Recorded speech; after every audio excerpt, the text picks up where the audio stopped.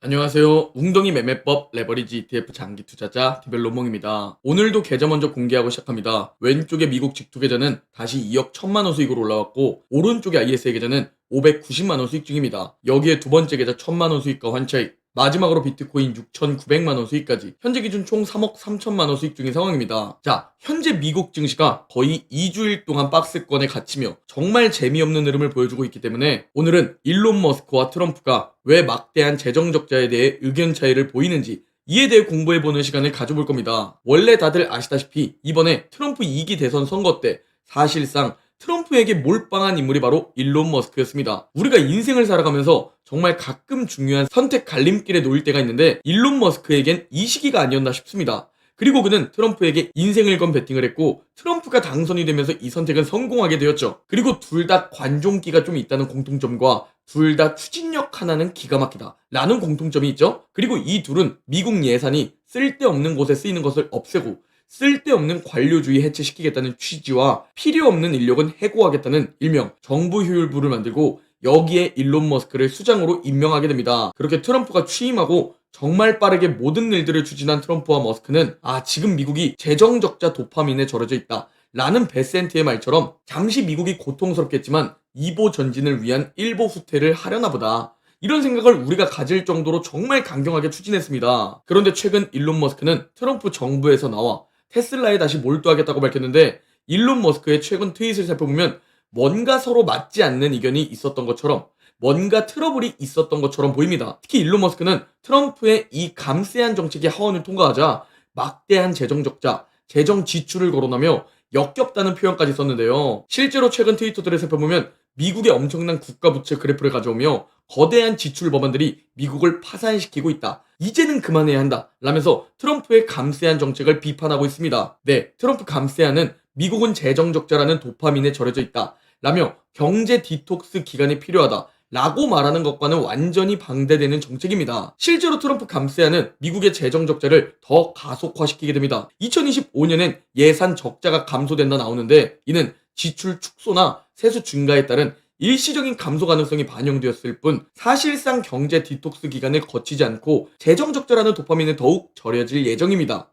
그런데 이게 왜 대체 문제고 대체 왜 일론 머스크가 이걸 맹비난을 하느냐? 네, 국방비가 천조국이라 그래서 천조국이라 불렸던 미국이죠. 그런데 이제 이 미국 부채에 대한 이자만, 부채 말고 부채에 대한 이자 있죠? 이 이자만 천조국입니다. 생각보다 빠르게 국방비를 초과했고 연 국채 이자만 1300조를 넘어서고 있습니다. 이는 전체 정부 수입의 25% 수준으로 이자만 미국의 국방비 수준을 넘어서고 있죠. 실제로 빨간색 이자 비용과 하늘색의 국방 비용을 연도별로 살펴보면 불과 7년 전까지만 하더라도 국방비가 이자 비용의 2배였는데 7년 만에 이자가 이렇게나 불어나게 되었습니다. 실제로 트럼프의 이번 감세안이 통과되고 시작되면 현재 기준이라면 부채가 2034년에 45조 달러로만 불어나는데 감세안이 통과되게 되면 2034년에 무려 54.67조 달러로 훨씬 더 크게 불어나게 됩니다. 현재 미국의 정부 부채는 정말로 걷잡을 수 없이 커져가고 있습니다. 베센트의 말처럼 미국은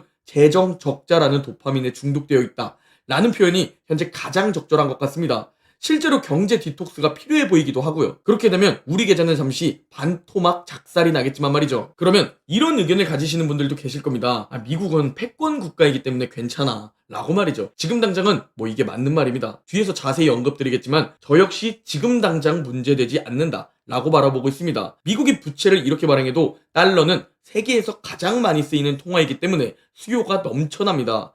그래서 미국이 이렇게 빚을 내도 전 세계가 사준다는 말이 나오는 건데요. 그런데 요즘 미국 국채를 바라보면 세계에서 가장 안전한 자산이 맞나? 라는 의구심을 가지는 투자자들을 볼 수 있습니다. 실제로 외국인 투자자들도 셀 아메리카 현상을 보이고 있으며 중국은 계속 미 국채를 내다 팔고 있죠. 그래서 지금 당장은 아무런 문제가 없지만 이 비용이 너무 과하게 커지거나 미국이 신뢰를 잃어버리면 문제가 될 수 있다. 즉 냉정하게 이건 시한폭탄은 맞다 라고 생각해 볼 수 있겠죠? 실제로 일론 머스크는 이미 미국의 이자 지급은 이미 정부 수입의 25%를 차지하고 있다며 이 적자 지출이 계속된다면 미국은 이자 지급에만 쓸 돈만 남고 사회보장도 불가하고 의료보장도 불가하며 국방비에 쓸 돈도 없어지게 될 것이다 라면서 역겹고 혐오스럽다라고 비난하고 있죠. 그리고 사실 트럼프 행정부도 알고 있습니다. 베센티가 괜히 재정적자라는 도파민에 절여졌다 라고 표현한 게 아니고 괜히 미국은 경제 디톡스가 필요하다 라고 말하는 게 아닙니다. 그래서 일론 머스크의 이 비난의 백악관은 트럼프는 이 감세한 법안에 일론 머스크가 어떤 입장인지 알고 있지만 그럼에도 이 의견은 바꾸지 않는다고 말했는데요. 아니 둘 다 지금 재정적자라는 도파민에 절여져 있고 미국은 경제 디톡스가 필요하다고 생각하고 이 미국 재정적자가 심각하다라는 같은 생각을 가지고 있는데 왜 지금 이 두 명은 다른 행보를 보이는 걸까? 우리가 이 부분을 공부해 봐야겠죠? 서로 미국의 재정적자는 위험한 상황이다 라는 같은 입장,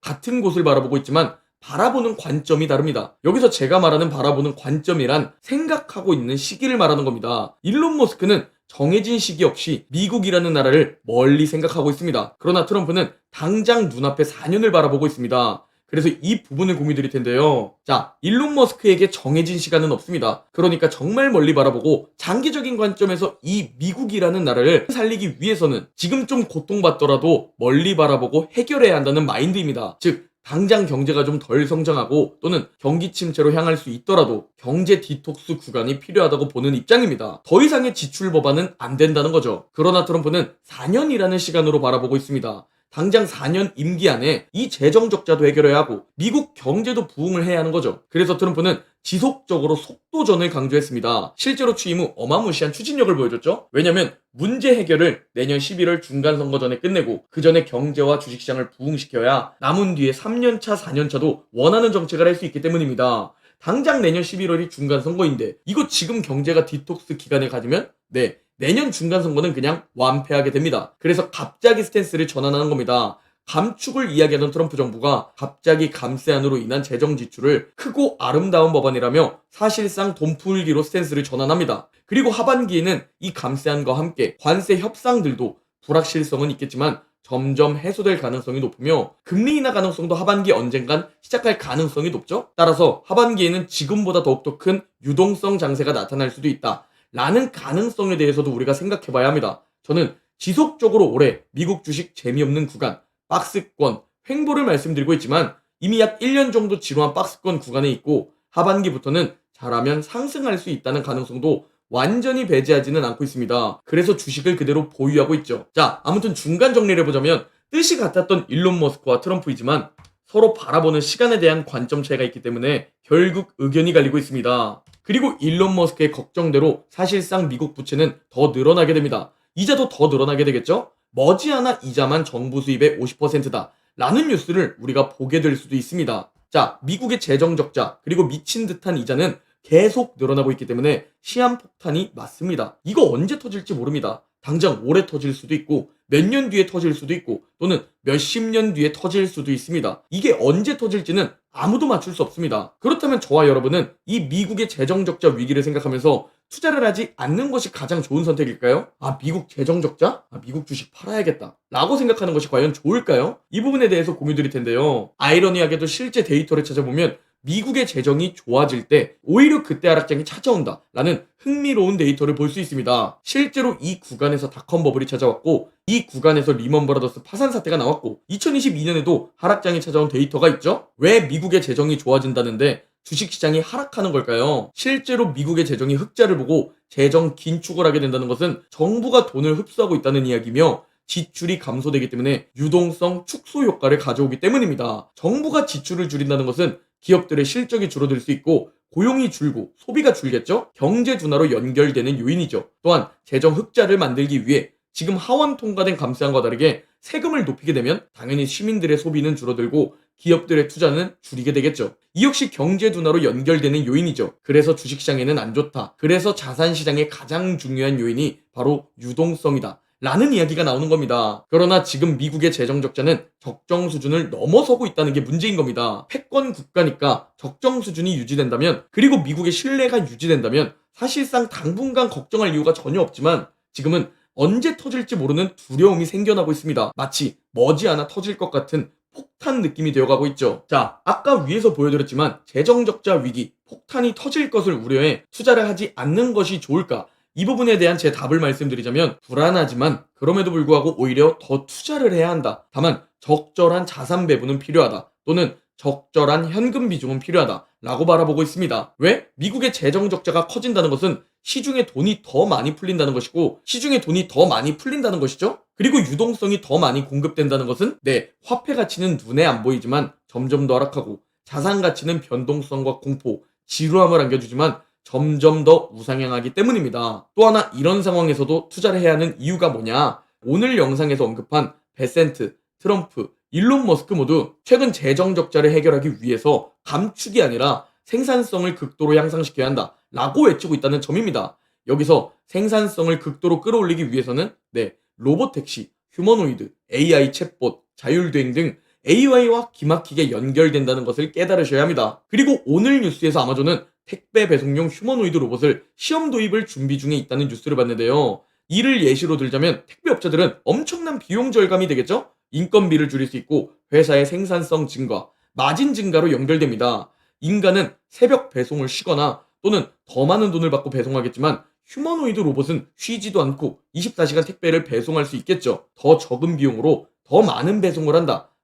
극단적인 생산성 향상의 예로 볼 수 있겠죠. 다만 이 재정 적자는 베센트의 말처럼 돈풀기라는 도파민으로 일시적인 해결하는 효과입니다. 언젠가는 분명히 경제 디톡스가 찾아올 겁니다. 고통스러운 경기 침체가 찾아오겠지만 오히려 더 건강하게 올라가기 위해선 이 과정은 분명히 필수로 찾아오게 될 겁니다. 그러니 그 각오를 꼭 미리 해두셔야 하며, 미국 주식, 비트코인, 금, 서울 아파트, 달러, 이 자산들을 가지고 여러분 개개인 상황에 맞게 배분하셔야 된다는 생각입니다. 다만 서울 아파트는 내가 사고 싶다고 그냥 살 수 있는 게 아니기 때문에 옵션으로 생각해 두시고, 내가 너무 재정 적자가 불안하고 이게 곧 터질 것 같다 라고 생각하는 분들은 금과 달러 비중을 조금 더 가져가면 됩니다. 그런데 아직은 괜찮다 라고 판단하시는 분들은 미국 주식을 조금 더 가져가면 됩니다. 저는 아직은 괜찮다 라고 바라보고 있으며, 올해 초처럼 현금 비중을 늘려놔야 할 시기다 라는 판단이 되면 바로 현금 비중과 금을 조금 늘릴 생각도 있습니다. 그러나 아직은 멀었다 라고 생각하고 있다는 점 참고 부탁드리며, 제 모든 매수 매도 리밸런싱은 멤버십 텔레그램에서 실시간으로 공유드리고 있으니 지금 제 계좌를 보시면 아시겠지만 저와 함께 자산을 불리고 싶은 분들은 고정 댓글 확인 부탁드립니다. 오늘 영상은 여기까지입니다. 제 영상이 도움이 되셨다면 구독, 좋아요, 댓글, 알림 설정 부탁드립니다. 그럼 다음 영상에서 뵙겠습니다.